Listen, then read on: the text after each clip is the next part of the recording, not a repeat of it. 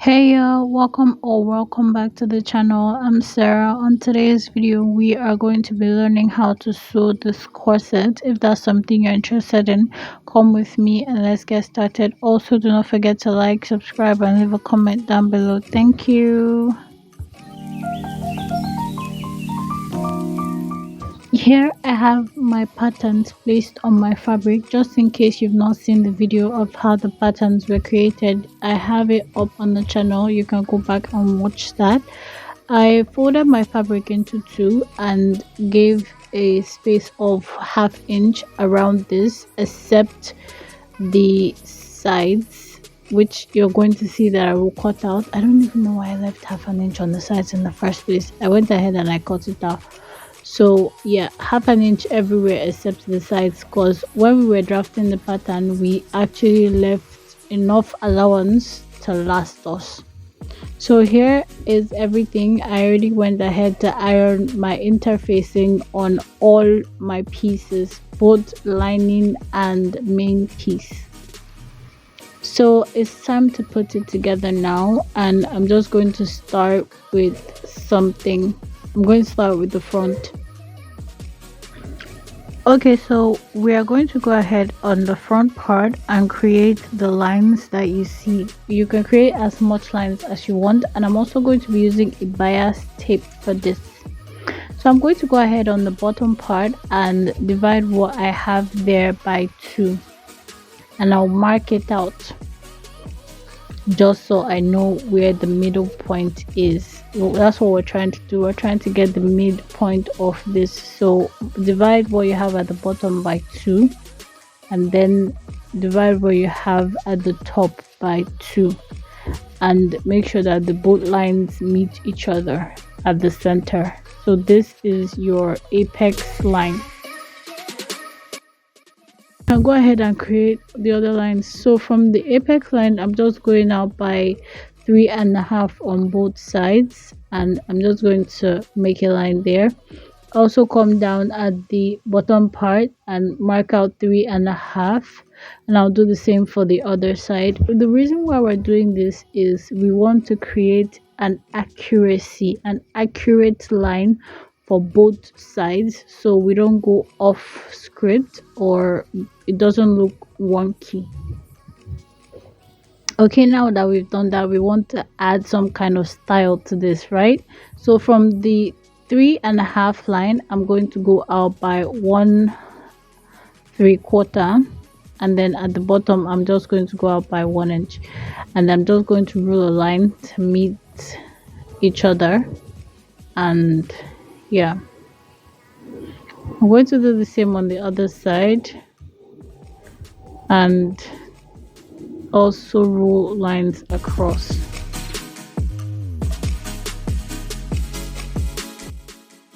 Now that we have that, this is the design I'm going to be working with.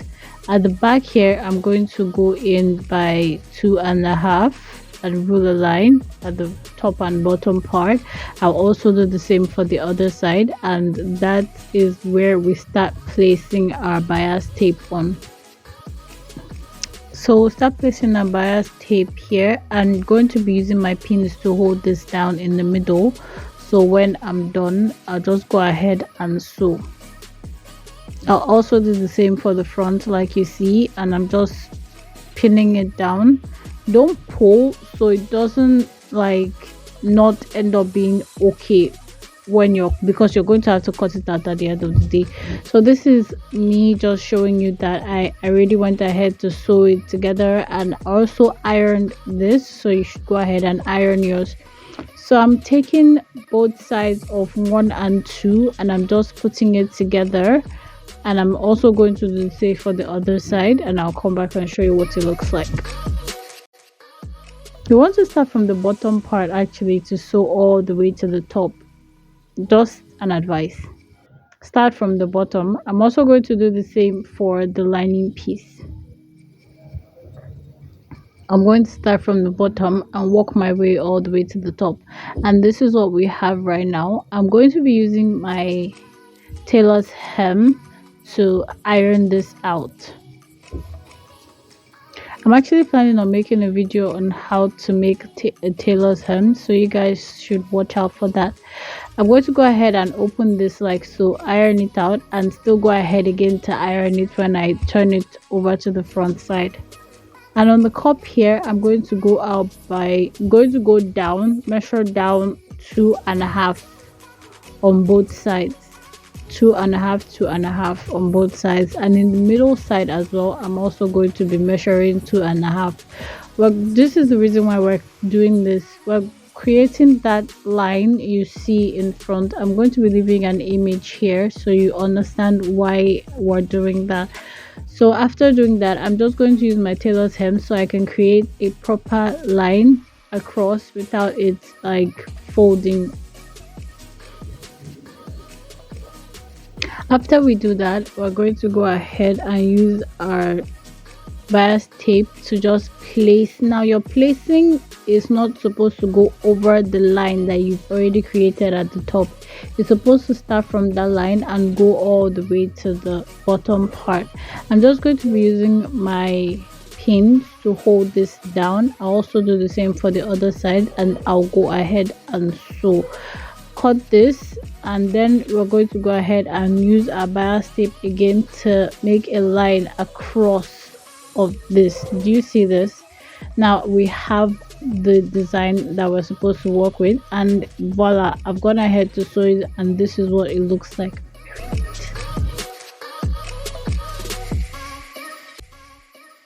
The next thing we're going to do is go ahead to create a bra cup, because I wanted something for myself, so I went ahead to create this, and I also have it up on the channel so you can go and check that out. I'm just going to go here now and attach the cup to the corset itself, and yeah, I'm just pinning it down, and you see what it looks like. It's really neat, but I'm going to also do the same for the other side and sew by 1/2 inch on both sides. I'll also be attaching I went ahead to iron this. I will also be attaching the bra cup to this. All this had already been shown in the video where I have the customized bra cup tutorial, so you should really go and check that out. I'm going to go ahead and remove the excess because we're not going to be needing it, and it's just going to create a nuisance when we add our linings to this. So I went ahead to mark it out and remove it. So you should do the same for yours. If you do not have an excess, do not remove anything because you're going to be needing it. But if you have an excess, you go ahead and remove it. So I'm going to now attach the back onto the front, and we're going to be sewing by 1.5 inch that we gave it. If yours was 2 inches, close it by 2 inches. If yours was 1.5, you close it by 1.5. And here we have our corset in place, and you see that there's this uninvited guest at the bottom part, and we have to remove it. Like, the front part is a little bit longer than the back part when it comes to the hip line part, so we have to remove that. And in order for us to remove that, you saw the way I folded it, right? Fold yours that way and use your pin to hold this down.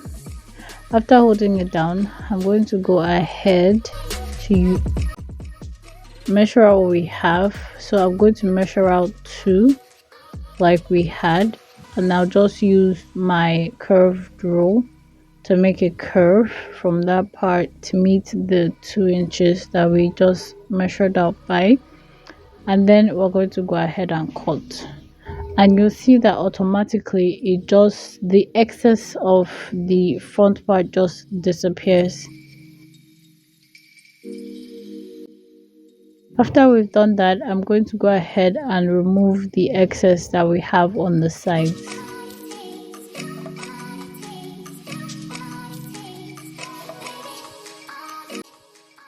I did one part first because I'm going to be using this as a ruler to cut the other part as well. So just place it and cut.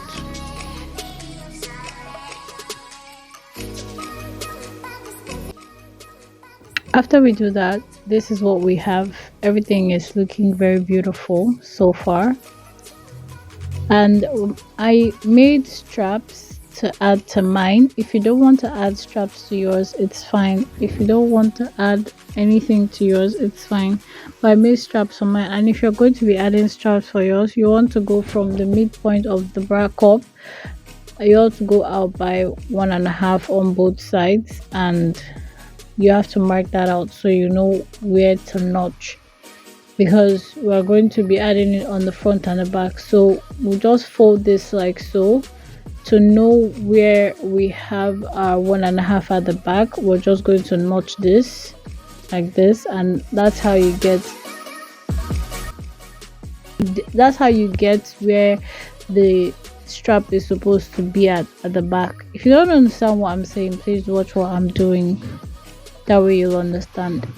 And I'm just going to go ahead and place the rough part, because I only closed one part of the strap, so I'm going to be adding the other part that is not closed onto this and pin it down.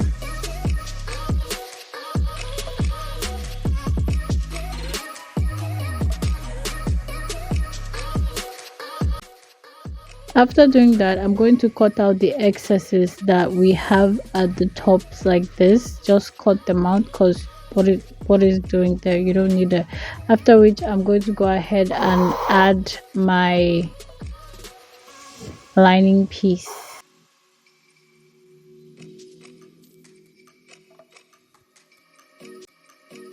I'm going to go ahead and sew this by 1/2 inch, and I'll come back and show you. Now this is what we have for that, and this is what the front is looking like so far. I'm going to go ahead now and notch this. Now you want to be careful when you're doing this, because you can mistakenly cut into what you've already sewn. So I advise that you just be very careful and very patient. After we've done that, we're going to go ahead and beat this down towards the lining piece. You're just going to go ahead and beat it down. Okay, so this is what we have when we're done beating it down, and we want the lining to disappear totally. So we're going to go ahead and use our hemming gum and just place it on where we have our lining at the top, and we're going to pull. As we iron, we're going to go ahead and pull. So when you pull and you go towards the front, you'll see that the lining part has disappeared. So use your hemming gum, place it at the top part, and then pull as you iron.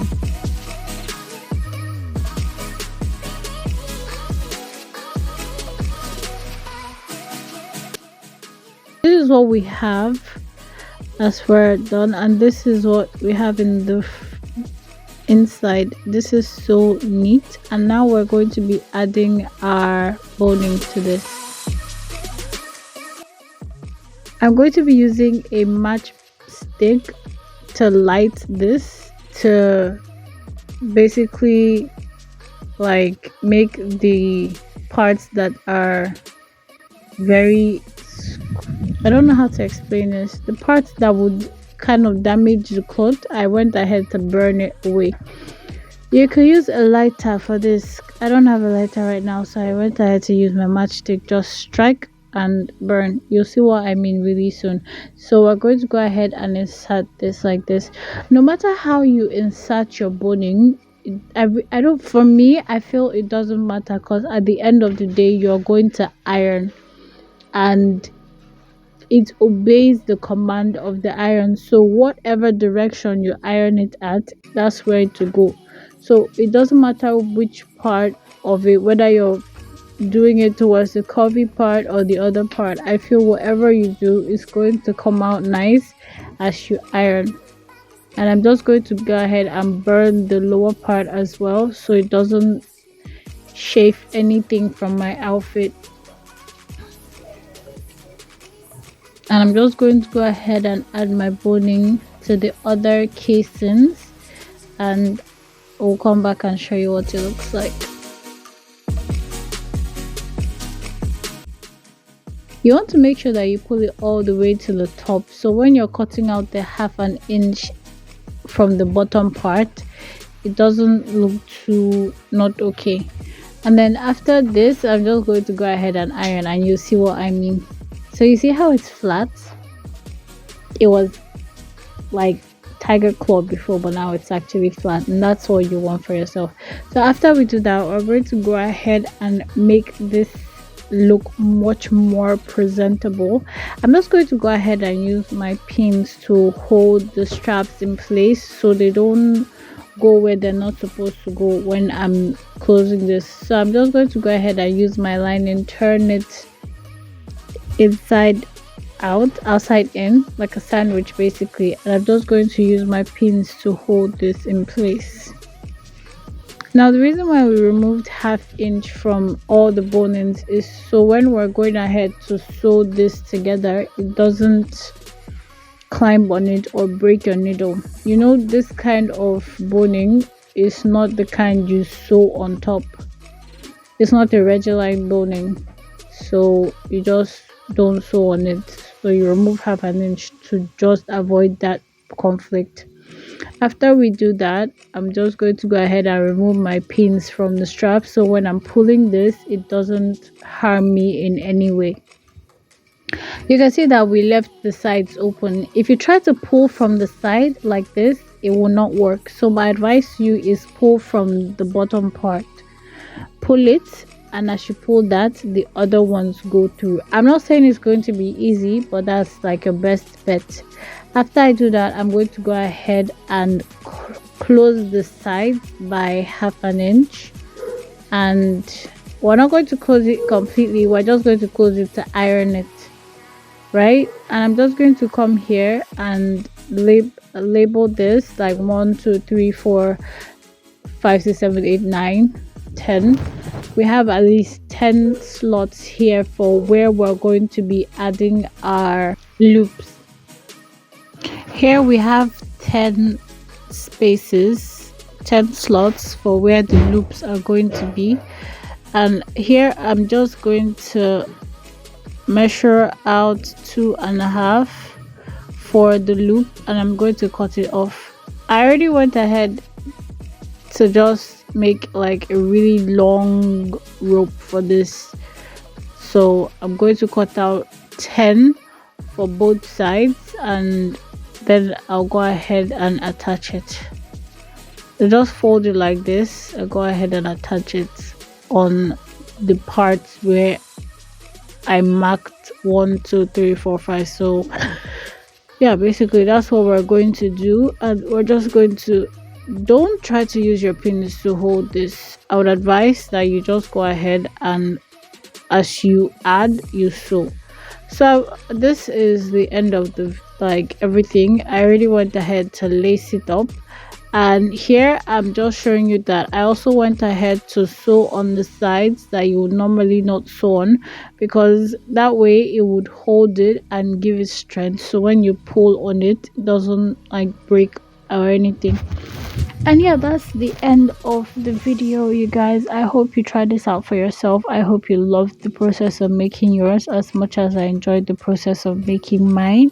With that being said, y'all, please do not forget to like, subscribe, and leave a comment down below. Don't forget to turn on your notification bell so you'll be notified when I post a new video. Don't forget to love yourself, because I love you. Have a beautiful day or night, whichever it is you live for. Bye.